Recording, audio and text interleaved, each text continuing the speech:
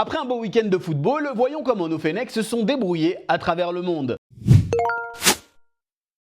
Tout va mal à l'OM. Le club est à la rue sportivement et a perdu en l'espace de 10 jours son coach et son directeur sportif. Dans ce marasme ambiant d'un point de vue personnel, Amine Gouiri affiche vraiment un visage satisfaisant depuis son retour de blessure. Auteur d'un but et d'une passe décisive face à Strasbourg, Amine Gouiri continue d'affoler les statistiques du côté de l'OM, lui qui cumule 26 buts et passes décisives depuis son arrivée au club. Du côté de Nice, Boudaoui a fait son retour sur les terrains après un transfert avorté vers la Turquie. Le meilleur joueur algérien de la dernière CAN n'a rien pu faire pour aider son équipe qui perdait déjà 2-0 lors de son entrée en jeu face à l'OL. Nice pointe à la 14e place en Ligue 1 juste devant le PFC de Ilan Kebal qui s'est fait exploser ce week-end face à Lens 5-0.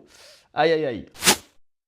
Ça va mieux pour Amoura après une période compliquée marquée notamment par une sanction disciplinaire. L'attaquant a retrouvé le chemin défilé de bien belle manière face à Leipzig. Malheureusement, cela n'a pas permis à son club de s'imposer puisque Leipzig est revenu dans ce match à 2 buts partout en fin de rencontre. Les Loups pointent à une longueur seulement de la zone rouge, juste devant le Werder.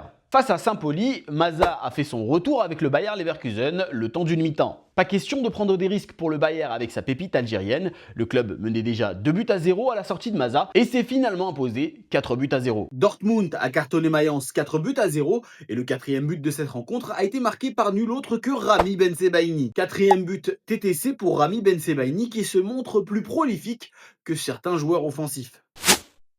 Face à Titraoui et Kevin Guitoun, Kadri a brillé pour la Gantoise. Auteur d'une passe décisive, l'ancien du Paradou participe pleinement à la victoire de son équipe 3-2 face à Charleroi. Cette nouvelle offrande permet à Kadri de devenir seul le meilleur passeur algérien du championnat de Belgique avec 5 unités juste devant Zorgan et ses 4 passes décisives.